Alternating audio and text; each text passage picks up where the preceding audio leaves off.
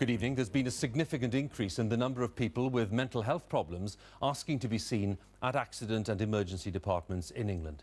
Figures from NHS Digital, analysed for the BBC, show that in the year 2015-16, there were over 165,000 psychiatric attendances at A&E departments. That is a rise of 47% over the past 4 years, and it includes a rise of 89% in the number of children and young people attending A&E.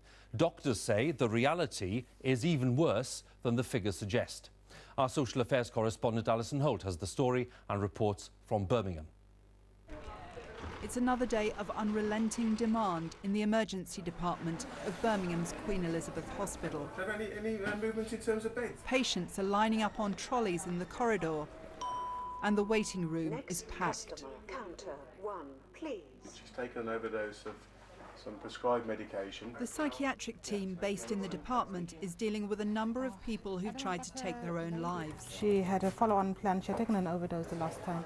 Among them, a woman in her early 20s. Doctors have dealt with the physical effects of the overdose, but the root cause is her history of mental health problems. What's happened? I mean, what's brought you into A&E today? I took an overdose. I went up to the train track. She is one of a rapidly increasing number of patients arriving at A&Es like this with psychiatric difficulties. Many are young. The voices are getting more intense, wanting to harm myself. It's not attempts, it's actually trying to do it, not just doing it as a cry for help. Is this the worst that you've ever felt? I've never been this bad before. I'm scared. In a busy A&E, even finding a room for this conversation was a struggle. Now this isn't the right place for her, but she needs to be monitored. She actually has suicide intent, you know, although if we were to discharge her from here, she would likely kind of like go out there and try and do something even riskier.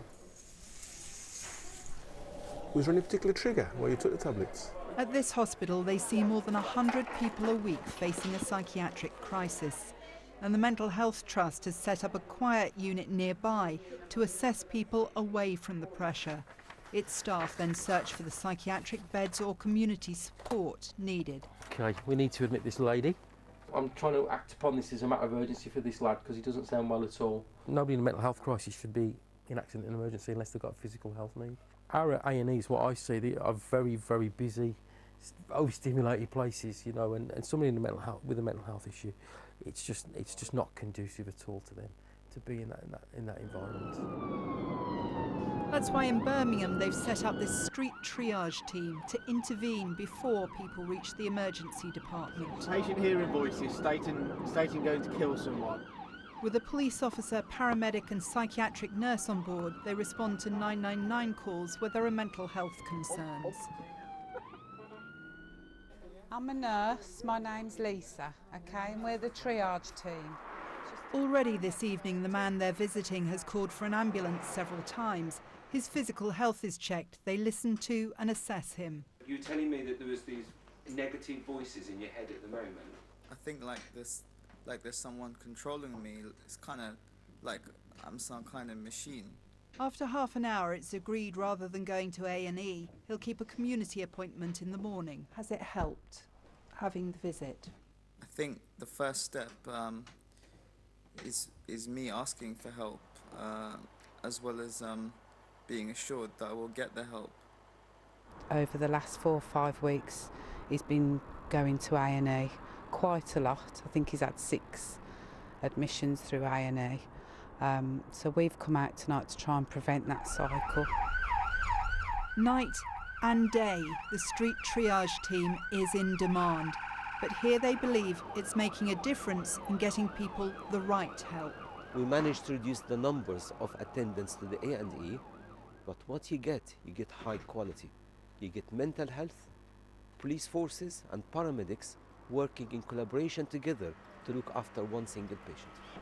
For many, A&E will remain the first place they turn to. The challenge is to help people who are vulnerable before they reach a crisis. Well, that was Alison's report from Birmingham, and she's with me now. When we look at the range of reasons for this sharp rise in these figures, Alison, what would you direct us to?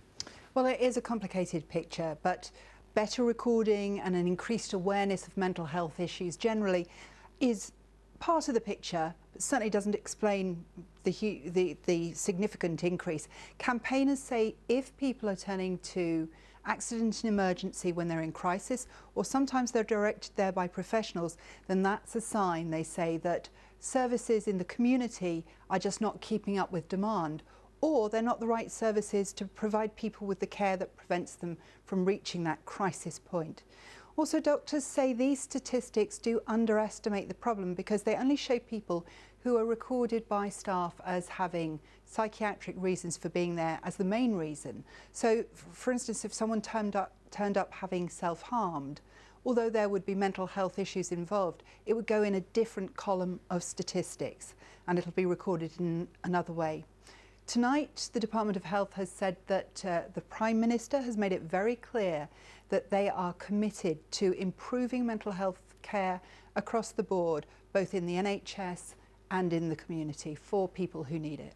Okay, Alison, again, thanks very much. Alison, hold that for us.